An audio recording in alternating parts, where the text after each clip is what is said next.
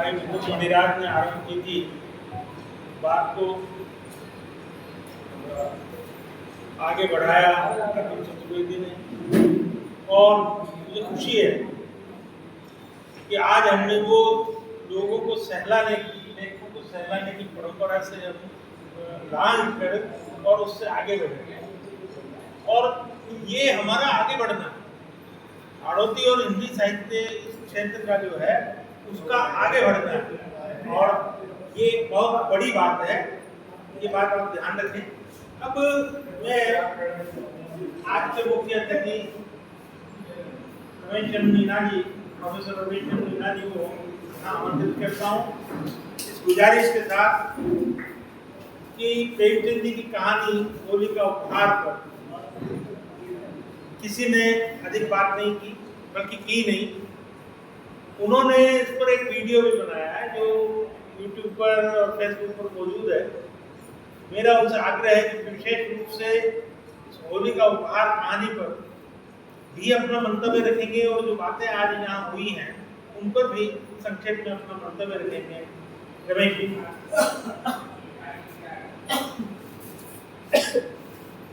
धन्यवाद संचालक महोदय, मंचस्थ अध्यक्ष महोदय के अलावा दो आलोचक पहले बोल चुके हैं, और साथ में हमारे कथाकार जिन्हीं पर केंद्रित है प्रेमचंद को लेकर के, चूंकि एक तो इस हाल में जो कहानियाँ पढ़ी गई और जो सुनी गई, जिस तरह से मैं उन कहानियों को बहुत कम समझ सका, शायद आप समझ सके होंगे। मुझे तो लगता है कि होली का उपहार जब पढ़ी जा रही थी तब 10% का ज्ञान इधर नहीं था, इसलिए मैं होली के उपहार का सारांश भी रखूँगा, क्योंकि वरना बात किस पर की जा रही है प्रेमचंद पर, और प्रेमचंद के जन्म दिवस को लेकर के हम एक कथा सम्मान आयोजन कर रहे हैं। इसके लिए सबसे पहले बधाई इस बात के लिए कि उन्होंने ये होली का पर्व, जिस तरह से होली का उपहार का चुनाव जिस तरह से किया, और मुझे लगता है कि आज जो कहानी पढ़ी गई, तीनों कहानियाँ घूम फिर करके आज की समसामयिकता से जुड़ती है। हालांकि मैं कम से कम समझ सका हूँ, लेकिन आलोचकों ने जो बात की उससे वहाँ तक पहुँचा। पढ़ने की जहाँ तक बात है, तो अंत यहाँ आता है कि पाठक कहाँ हैं, सवाल ये उठता है जब परेश जी ने छोड़ा है, पाठक कहाँ पैदा करोगे। लेकिन ये बात की बात है और ये चिंता का विषय रहेगा ही। लेकिन आज जितने भी लोग यहाँ हैं, जितने भी श्रोता है, ये भी दुर्लभ है, ये कार्यक्रम ही दुर्लभ है। मैं बूंदी से आया हूँ, तो मेरे साथ मेवाड़ा जी है, मैं उनको बधाई देता हूँ। एक श्रोता मेरे साथ भी आए, सबको एक एक लाने पड़े। अगर 10-10 लाए, एक के साथ, दो के साथ, तीसरा फ्री।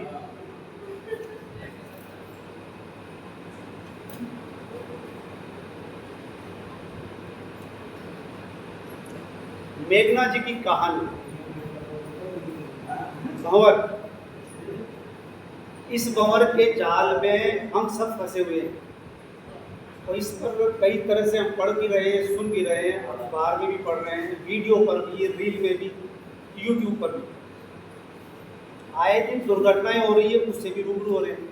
ये कहानी पूरी तरह से वो बताती है। इस अर्थ में इस कहानी का चुनाव करना और कहानीकारा का इस पर केंद्रित होना, लेकिन इसके बावजूद ये समाधान क्या है। उन्होंने कहानी पढ़ दी, हमने कहानी सुन ली, क्या हम इस पर किसी भी तरह से कुछ एक्शन ले सकते हैं, किसी भी तरह से आगे जा सकते हैं। उन्होंने भी कहा है कि पिताजी, माँ बाप क्या उस मोबाइल को छोड़ सकते हैं? ना माँ बाप मोबाइल छोड़ सकते हैं, तो बैठे से उम्मीद करते हैं छोड़ दे, तो इतना त्याग कौन करेगा? बच्चों के लिए अगर हम त्याग कर सकते हैं, और ये सवाल आज के समाज के लिए, जिस तरफ समाज जा रहा है, मोबाइल कर लो, दुनिया मुट्ठी में, हमारी मुट्ठी में सारी दुनिया है, ये दुधारी तलवार बन चुका है। जो हमारे लिए सारी सूचनाएं भी देता है। ज्ञान की सामग्री भी इसके अंदर है, लेकिन खतरनाक हथियार भी है जो इस कहानी में आता है। वीडियो गेम खेलते खेलते आप जुआ भी खेलने लगे, और वो छोटे बच्चे, मैं तो नहीं पहुंचा वहां तक, उधर हमारा वो हम परिपक्व लोग हैं, लेकिन बच्चे छोटे छोटे बच्चे, क्या हम अपने छोटे बच्चे जो पैदा हो रहे हैं उसी वक्त से अगर कंट्रोल कर सकते हैं तो संभव है कि हम बच्चे को दूर रख सकते हैं। मैं जब 30 का हो गया तब मेरे हाथ में मोबाइल आया, 30 के बाद, ये भी 10 साल, यानी 40-45 के बाद मोबाइल आ रहा है, मैं एडिक्ट हो रहा हूँ। आप भी हो रहे हैं। अभी आपने कहा कि उपन्यास पढ़िए, किताब पढ़िए, मैं भी 2-4 हज़ार की खरीदता था 3 साल पहले तक, 1-2 साल में शायद 1000 से नीचे खरीदी होगी। मैं एडिक्ट हूँ उपन्यासों का। उपन्यास मेरी अलमारी में रखती हूँ, उतार करके लाना मुश्किल हो गया। मैं एडिक्ट हूँ, लेकिन अब मोबाइल मेरे हाथ में आ गया। उसमें सारांश आता है चीज़ का, कहानी का भी, उपन्यास का भी। आपने जो कहानी बनाई लंबी थी, मैं इनसे सहमत हूँ। उसका अंत जिस तरह से किया उससे भी सहमत हूँ, लेकिन सवाल ये उठता है कि आपकी कहानी में और आपकी कलम में भी संभावनाएं ये है कि आपकी कहानी लंबी हो सकती है। लघु कहानी का दौर है, कहानी का दौर है, लंबी कहानी का भी दौर है, लघु उपन्यास का भी दौर है। तो आपकी कहानी को और आगे बढ़ाइए, उपन्यास तक ले जाइए, कौन रोक सकता? पात्रों को, क्योंकि इसमें बहुत ज़्यादा गुंजाइश सभी, इसमें तो हजारों उपन्यास लिखे जाने चाहिए मोबाइल पर ही, लेकिन वो उपन्यास भी मोबाइल पर ही आएगा। तो वो मोबाइल पर आएगा, बोल तो वो आएगा। अब लिखे हुए को पढ़ना मुश्किल है। श्रोता कहाँ से लाओगे, पाठक कहाँ से लाओगे? मुझे बड़ी उम्मीद थी कि मैं रिटायर होते या मैं पढ़ूंगा, लेकिन रिटायर होने से 3-4 साल पहले मेरे पास वो आ गया, और उसने अब अखबार जो मेरे पास आता है वो नहीं पूरा हो पाता। ये सही बात है। वैसे में सही बात है कि मेघनाथ जी की जो कहानी है छोटी है, उसको लंबा कीजिए और उपन्यास बनाइए। मोबाइल पे आ गया, आपने सही कहा। मैं भी ये नरेशन जो है ना उपन्यास का स्टोरी का, हाँ तो 4-5 और मिलेंगे। प्रारंभिक तौर पर ये चल रहा होगा कि वो मेघनाथ जी में संभावना इसलिए है कि उन्होंने इतना दुसाहस किया कि विष्णुता बनाया, लेकिन श्रोता का रूप बदलना पड़ेगा।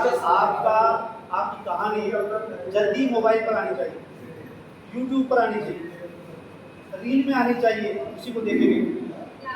अब घबराइए मत, ये मोबाइल ही वो हथियार है जो बचा सकेगा।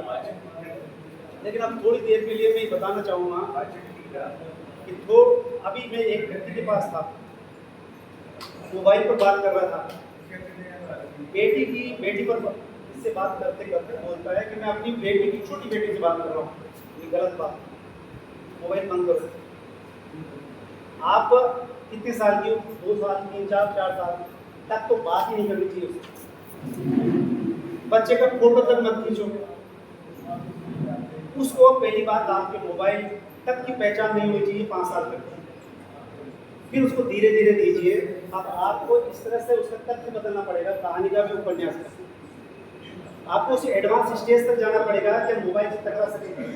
उस जो एडिक्शन मुझे लगा है, बच्चा क्या जाने, दूध पीते बच्चे को आप मोबाइल दे दे रहे हैं, खाना खाने से वो रो रहा है, खाना ही नहीं खा रहा, मोबाइल दे देते हैं, अब बच्चा खाना खाएगा। ये आपका दोष है। मोबाइल, बच्चा खाना न खाए, कोई चाय नहीं पीता बिना मोबाइल पे, चाय नहीं। वाह, धन्यवाद, सब अच्छा। तो वही बात मैं कह रहा हूँ कि आप जब बच्चा पैदा हुआ तब रोक लगानी पड़ेगी कि क्या चीज़ दिखानी, इस पर आपको वॉच करना पड़ेगा कि कमरे में बंद होकर के मोबाइल में देखें। आप इतना कर सकते हैं। तो ऐसे में जो पहली कहानी, भंवर जाल में बड़े छोटे कौन बचा हुआ है, बूढ़े जवान बच्चे सभी इसी में। लेकिन इसमें कहानी आना जरूरी है, और कहानी इस तरह से आएगी कि छोटा बच्चा जो पैदा हो रहा उसको कैसे डील करना है, उन पेरेंट्स को वो भी पात्रों के रूप में आना चाहिए। तो ये हमारा सजेशन रहेगा। और मोबाइल बड़ा खतरनाक है, लेकिन आना तो मोबाइल पर ही पड़ेगा। तो कहानी तभी सुनी जाएगी, मोबाइल तभी सुना जाएगा, क्योंकि कहानी की पुस्तक का उपन्यास खुद को हट जाना हमारे लिए मुश्किल होता जा रहा है। गुण ऊंच गुण नीच, ये कहानी पर अभी अभी यहाँ भी बात हुई है। और मेरे को स्पेस इसलिए मिल गया कि 2007 में इसी विषय पर राजकीय महाविद्यालय बूंदी में राष्ट्रीय सेमिनार दिया गया। और शिवराज सिंह बेचैन जो दलित साहित्यकार आज आत्मकथा लिख चुके थे, वो भी वहाँ मौजूद थे। इस कहानी में ऊंचाई से, बल्कि इस रचनाकार को चाहिएगा, बल्कि मैं तो यहाँ तक कहता हूँ कि जब अम्बेडकर ने तालाब का पानी पीने के लिए आंदोलन किया, अम्बेडकर साहब ने बहुत सारे आंदोलन किए, एक आंदोलन मंदिर में प्रवेश करने का भी किया, आपकी कहानी में भी आया है। मैं कहता हूँ कि शायद अम्बेडकर साहब ने उस दौर में किया, ठीक किया, लेकिन आज के दौर में जो सोचा जाए कि राजनीति भी मंदिर बनाने में खुली हो, तब हम सबको सोचने की जरूरत है, मंदिर जाने की जरूरत है, या मन के अंदर प्रवेश करने की जरूरत है। जहाँ भीड़ होती है वहाँ विवेक खत्म हो जाता है। और राजनीति चाहती है कि भीड़ बढ़े, मंदिरों में भीड़ बढ़े, मंदिर में जाइए, तीर्थ में जाइए, कुंभ में जाइए, उसको महाकुंभ और ऐसा कुंभ कहते हुए 144 साल बाद आया, इसलिए नाव। अभी अखबार में पढ़ा गया कल, एक उस व्यक्ति ने पुलिस बन करके कह दिया कि आप सर मुड़ाइए, तो सर मुड़ा करके फिर आपके पास अधिकारी आएगा, पैसा देगा। पूरे गांव ने सर ही मुड़ा दिया, कोई अधिकारी नहीं आया, पैसे देगा। इतना अंधविश्वास देश में फैल रहा है, और फैलाने में हमारी सत्ता इस वक्त बहुत आगे, वो भी यही चाहती मंदिर प्रवेश करो। तो आपकी कहानी में ये आना चाहिए कि मंदिर प्रवेश की जरूरत है, या मंदिर मन ही मंदिर है। कबीर ने जब पहले कह दिया, आकर पूजे हरि मिले तो मैं पूजू पहाड़, अगर उस पत्थर की मूर्ति को पूजने से हरि मिलता हो तो मैं तो पहाड़ पूजने लग जाऊंगा। इस बात को क्यों बोल रहे 500 साल पहले कबीर ही समझा गए। तो इस अर्थ में हमें एडवांस स्टेज में जाने के लिए जरूरी है कि कहानीकार बेशक उन रूढ़ियों को, कर्मकांडों को, पाखंडों से भी टकराए। 500 साल पहले वो बंदा टकरा गया, और आज हम वहीं उसी भूल भुलैया में वो कह रहे हैं कि ये बनाएंगे, भव्य मंदिर बनाएंगे, अब ऊंचा मंदिर बनाएंगे, अब ऊंची मूर्ति बनाएंगे। कहाँ पैसा लगना चाहिए? रोड पे लगना चाहिए, व्यवस्था पर लगना चाहिए। मंदिर ऑलरेडी बना लो, पहले से बने हुए, इतने भव्य बने हुए हैं कि अभी भी उस तरह के मंदिर बनाना मुश्किल है। और वो मंदिर खड़े हैं, आज आप उनको बनाते हो, उद्घाटन से पहले गिर जाता है, कोई कारण नहीं है। तो ऐसे में चढ़ावा भी चोरी कर लेंगे। अब इस हद तक आ गई, आपकी कहानी भी आना चाहिए कि चढ़ावा मत चढ़ाओ। एक ने रील भी बनाया ये, और बहुत अच्छा संदेश दिया। भगवान का आकर के कह रहे हैं कि चढ़ावा चढ़ाना मत, अपने पास रखना ज़्यादा तरह सुरक्षित। इतना मैसेज दे देना उस रील में, आधा मिनट की में, वो ज़्यादा पावरफुल हो गया आज का आमी उपन्यास पढ़ने से। ऐसे में कहानी थी होली का उपहार। मुझे लगता है होली का नहीं, मंगेतर का उपहार होना चाहिए आज के संदर्भ में। प्रेमचंद पर तो हम टिप्पणी नहीं कर सकते, लेकिन प्रेमचंद कितने महान लेखक थे कि आज होली के उपहार पर हम बात कर रहे हैं, मजबूर है। इनका चुनाव, इनकी मजबूरी थी चुनाव करना, कि इससे बेहतर और मैसेज दे नहीं सकती। इन दोनों कहानियों में मैसेज दिया। आज प्रेमचंद आज भी मैसेज दे रहे हैं। और ये कहा जाता है कि भारतेंदु हरीश्चंद्र की अंधेर नगरी नाम का एक नाटक जो अंग्रेजों ने भी जब्त किया, आपातकाल लगा तो इंदिरा गांधी ने बिल्कुल रोक दिया। आज शायद खेलने की जरूरत ही महसूस नहीं है, खेल ही नहीं सकते, आपातकाल से गुजर रहे हैं। ऐसे में होली का उपहार कहानी क्या कहती है, छोटा सा सारांश ले लीजिए। मुझे लगता है कि अभी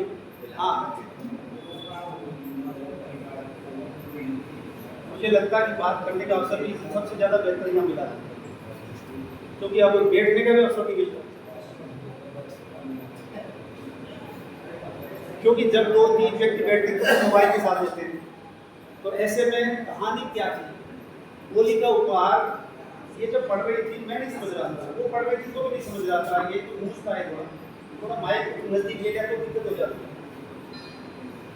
होली का उपहार, ज्यादा लंबी कहानी भी नहीं, कहानी इतनी सी है। पात्र का नाम अमरनाथ और अमरकांत। दूसरा पात्र मेकू। अमरकांत और मेकू ये दो मिलते हैं। मेकू अमरकांत के यहाँ आया खेलने के लिए, जैसे ताश खेलते थे तो आज शतरंज खेलेंगे। शतरंज की खिलाड़ी ऑलरेडी कहानी है, पूरी शतरंज भी चलती है, लेकिन ये शतरंज थोड़ी देर के लिए चली, खेले ही नहीं आगे। उसने आगे नहीं, आज नहीं खेलूंगा, आज मैं ससुराल जाने की तैयारी कर रहा हूँ, कल जाऊंगा। तो बोला कल जाओगे यार, उसमें क्या है, आज तो खेल लो। देखिए कहानी, वैसे मुझे लगा था कि शतरंज जैसी कहानी कुछ चलेगी, यहाँ तक पढ़ते पढ़ते मुझे नहीं लगा। तो ये कहानी पढ़ने के लिए भी पेशेंस चाहिए, तो पेशेंस मेरे भी खत्म हो रहा है। ऐसे कह दिया कि अब आदमी 2 मिनट से ज़्यादा वो वीडियो भी नहीं देख सकता, इसे रील बनाओ। इसलिए कहा कि आपकी कहानी लंबी है, तो मैं कहता हूँ उपन्यास लिखो, उपन्यास पढ़ लेते लोग। तो ऐसे में मेकू से जब ये कहा कि मैं ससुराल जा रहा हूँ, तो बोला ससुराल जा रहे हो तो एक उपहार लेके जाए, मंगेतर के पास जाके। अगर उपहार लेके नहीं जाओगे तो क्या मुंह दिखाओगे, ये शब्द उनका। हालांकि इसका मतलब ये है कि कई मतलब इसके, तो उसको लगे कि ठीक उपहार तो लेके जाऊंगा, सलाह तुम ही बताओ उपहार क्या दूँ। एक तो ज़्यादा पैसा नहीं है, कम से कम पैसे में काम चल जाए। घूम फिर के बात ही आई, उसको भी आइडिया नहीं आया। लेकिन सामने से एक स्कूटर गुजर रहा है, स्कूटर पर एक महिला साड़ी पहने हुए हैं, वो भी मिलाई थी। उसने कहा कि यार एक साड़ी ले जाओ। महिला को साड़ी सबसे प्रिय होती है, तो बोला साड़ी कहाँ से ले, तो साड़ी ली जाएगी, क्या नाम है उनका पात्र का, आशिफ की दुकान है जो विलायती सामान रखती है, और उसके भी पिछवाड़े से जाना, क्योंकि आगे धरना दे रहे हैं। क्योंकि गांधी जी ने कहा था कि विदेशी सामानों का बहिष्कार करना, उसे भी इतना तो पता था, इसलिए वो घबराया। क्योंकि जब उसने ये सलाह दी कि पीछे के दरवाजे से जाओगे, तो पीछे के दरवाजे से ठीक है। और संयोग ये रहा है, जो पीछे के दरवाजे से जाने लगा, श्रीमान जी कहानी को दूसरी बार अब मैं सारांश ही दे रहा हूँ, क्योंकि आज प्रेमचंद के नाम पर हम जिस कहानी को सुनने जा रहे हैं, कहानी सुना दी, पर मुझे भी मैं नहीं सुन सका, समझ नहीं सका, पर मेरी पड़ी हुई थी। और मैं इस उम्मीद में आ जाता कि मैं यहाँ सुन लूँगा, फिर बोल दूँगा जब मुश्किल हो जाता। लेकिन अब सारांश, मुझे लगता है कि सारांश आप तक पहुँच जाए तो भी ठीक है। तो अमरनाथ को लग गया कि पिछवाड़े से जाएंगे, दुकान के पीछे पहुँच चुका, और जब पहुँचा तो देखा कोई भी नहीं है, ये बढ़िया रहा। अब मैं दुकान के अंदर जाऊँ, साड़ी पसंद की, फटाफट पेट किया और बाहर तीर की तरफ भागा कि कोई आ भी जाए तो पकड़ ना पाए, इसलिए वो भागा। लेकिन देखा कि अब 1-2 आ गए, पीछा भी कर रहे हैं, और पकड़ लिया। जब पकड़ लिया तो उसने कहा कि क्या लेके जा रहे हो, कैसे भागे जा रहे हो। उससे पहले तो उसी तरह से पेश हुआ कि ये मेरा हक है, मेरा अधिकार है, मैं कुछ भी खरीदूँ। तो इस तरह से उनके बीच में संवाद हुआ। संवाद में निष्कर्ष से निकल के आता है कि अंदर तो कोई साड़ी तो लेके नहीं जा सकता, पता कैसे रोकोगे, मैं तो जाऊँगा। तो उसने पकड़ लिया कि इतने में दूसरा आया, साड़ी को पकड़ा, खींचा, दूसरी तरफ देखा, तीसरी तरफ देखा, साड़ी गायब। एक तो सवाल और हुआ, लेकिन इतने में एक महिला आई खादी की साड़ी पहने हुई। वो जो महिला आई उसने कहा क्या बात है? उसने उसी तरह से बात की जिस तरह से वो बात जिस तरह से साड़ी खरीदता भाग रहा है। उसने कहा कि बात क्या हुई? बोला ये लोग, मैं जो सामान लेके जा रहा था इन्होंने ले लिया, छीन लिया, ये नाइंसाफी है। बोला ये गलत बात है, कौन लेके गया, लेके आओ। कोई इतनी थोड़ी देर को साड़ी 2-3 आसे होते हुए उसके पास आ गई। अब वो सब गायब, कोई नहीं है, अब वो दोनों। बोला कि साड़ी किसके लिए लेके जा रहे हो, कहाँ के रहने वाली हो? जो वो बताया उसने कहाँ की रहने वाली हो, तो उसने जो बताया बोला, और कहाँ जाने वाले हो, जो ही जाने वाले का गांव का नाम लिया उसने तुरंत, और मोहल्ले का नाम लिया तो उसने घूंघट कर लिया। ये देखिए खास बात, इससे मेरे भी रोंगटे खड़े हो गए। घूंघट ले लिया। आज हम घूंघट का विरोध कर रहे हैं, आज हम विरोध इस बात का भी कर रहे हैं कि शादी होनी चाहिए, लड़के लड़की देख करके शादी करें। कि तब की बात है जब दादा दादी शादियाँ तय करते थे, लड़का लड़की तय करते थे। मेरी भी ऐसे हुई, तो मुझे तो अच्छा लगा, क्योंकि ससुराल में कई बार गया, तो शादी होने से पहले कई बार गया हूँ, गिफ्ट लेकर के भी गया हूँ। वो अनुभूति को कहता है कि ये मेरे तो अंदर वो हो रहा है, ऐसा हो रहा है कि मैं ससुराल जा रहा हूँ, पहली बार मिलूंगा। ये अनुभूति अब आज हो पाती है क्या? ना लड़के को होती है ना लड़की को होती है। शादी के पहले तो वो 10-20 फोटो रील बना चुके होते हैं। तो ऐसे में ये कहानी यहाँ जो बात कह रही है, और इसके बाद जो उनके बीच में संवाद हुआ, उसने कहा कि तो आप आ रहे हो ना? बोला कि नहीं, अब नहीं आओ। आप कहानी देखिए, कहानी रुक जाती है घूंघट के बाद, और इसके बाद होता है नहीं, अब पश्चाताप होता है, क्योंकि पता चल चुका है कि यही मंगेतर है, खादी की साड़ी पहने हुए, तो मैं बिलाई की साड़ी लेके जा रहा हूँ। आप समझते हो, यहाँ आकर के मेरे रोंगटे खड़े हो गए कहानी को पढ़ करके। छोटी सी कहानी, जब यहाँ बात हुई कि होली का उपहार कहानी क्या है, मेरी भी जिज्ञासा हुई। पहले सोचा कहानी समझो देखो कहीं मिल जाए, तो देखा चलो ये है ना क्लास, तो इसको क्लिक किया रहा मिल के। फिर देखा कि पढ़ना भी आसान है, उसको किया, रोटेट किया, तो ज़्यादा लंबी भी नहीं। लेकिन यहाँ आकर के लगा तो झटका लगा। तब मुझे याद आया कि इन्होंने क्यों चुनाव किया। आप चुनाव पर आते हैं, अब आपको भी समझने की बात है कि राजनीतिक संदेश, कहानी, राष्ट्र प्रेम, देश प्रेम क्या होता है। जिस देश प्रेम और राष्ट्र प्रेम की बात अभी की जा रही है, दावा किया जा रहा है,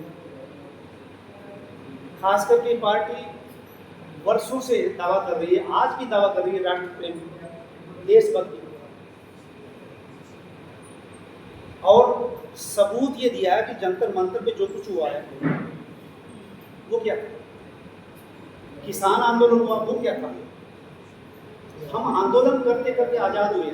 आपको ये एहसास होना चाहिए कि कहानी भी ये कितना संदेश देती है। कहानी संदेश दे रही है, लेकिन इन्होंने जो चुनाव किया इसके बाद ये संदेश और गहरा हो गया।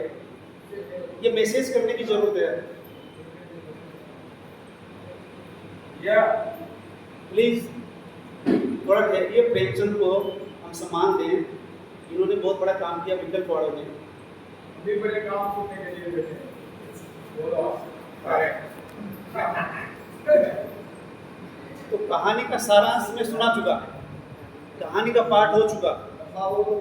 वो सारांश इसलिए सुनाना क्योंकि मुझे लगा कि धीरे धीरे माइक से दूर होकर के सारांश में मैसेज चला जाए। अब इस कहानी तो ये है कि अमरनाथ या अमरकांत अब क्या करता है, पश्चाताप करेगा। पश्चाताप करने के लिए दुकान के सामने जो धरना दे रहे थे और उसकी साड़ी छीन रहे थे उनके साथ खड़ा हो जाता है। ये पश्चाताप है जिसके लिए वो साड़ी लेके जा रहे हैं, और वो साड़ी पहने हुए खादी की साड़ी पहने हुए। और गांधी जी का एक संदेश था कि विलायती सामानों का विरोध करना है, धरना प्रदर्शन देना है। नहीं पहनेगा, बाइकआउट करेगा।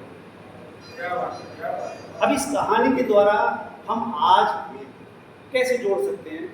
इनका मंतव्य ये था, अगर इस कहानी पर इस तरह से बात नहीं हो सकती, बात ही अधूरी रह जाएगी। क्योंकि इन्होंने जब चुनाव किया तो मैं तो इनको बहुत बहुत बधाई देता हूँ। किसने दिया? माला उनको पहनाओ सकते हैं, क्योंकि इतनी सारी 300 कहानियों में से चुनाव करना कोई मायना रखता है? या तो पूरी पड़ी हुई है और फैल रहा होगा कि इस वक्त ये बिल्कुल सटीक बैठती है। आंदोलन से जिस देश को आज़ादी मिली है, उस देश में 75 साल बाद आंदोलन पर बैन लग जाए, इसका मतलब है कि आपकी आत्मा पर बैन लग रहा, राष्ट्र प्रेम पर, देश प्रेम पर भी बैन लगा दिया। प्रेस की आज़ादी खत्म, इतनी आज़ादी तो मुझे लगता है अंग्रेजों ने खत्म नहीं की। तो ये दो चल रहा है। तो ऐसे में होली का उपहार वो जो देने जाता है वो बंदा, वो भी भूमि के साथ आंदोलन में शरीक हो जाता है। और अभी अखबारों में खबर मिली है कि वो नेता जो विरोध कर रहे जंतर मंतर का, उनकी बेटियां पत्र लिख करके उनको बधाई दे रही है, जो आंदोलन कर्मियों को, आंदोलन करता हूँ कुछ मंत्रियों की बेटियां आंदोलन में थी पहुँच भी रही थी और कई पहुँचे। तो इस तरह से आंदोलन की एक ताकत होती है। आंदोलन का मतलब लोकतंत्र को बचाने के लिए, देश की गुलामी से मुक्ति पाने के लिए आंदोलन किया था। ये कहानी वही मैसेज दे रही है। बात तो वही पहले 1930 की आज़ादी की लड़ाई लड़ी जा रही थी, तो ये सोजे वतन जब्त की गई थी। आज क्या क्या जब्त नहीं किया जा रहा है? आंदोलन में ही नहीं कर सकता। आप देशद्रोही हो, तो देशद्रोही कौन हुआ? सवाल ये उठता है कि देशद्रोही कहने वाला हुआ।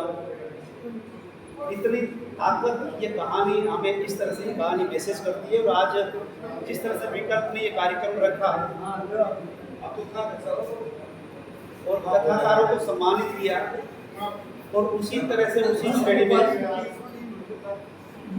होली का उपहार कहानी को यहाँ जिस तरह से प्रस्तुत किया, पाठ किया, ये हमें मैसेज करती है कि हमें आज़ादी के लिए सतत संघर्ष करना होगा, मेहनत करनी होगी।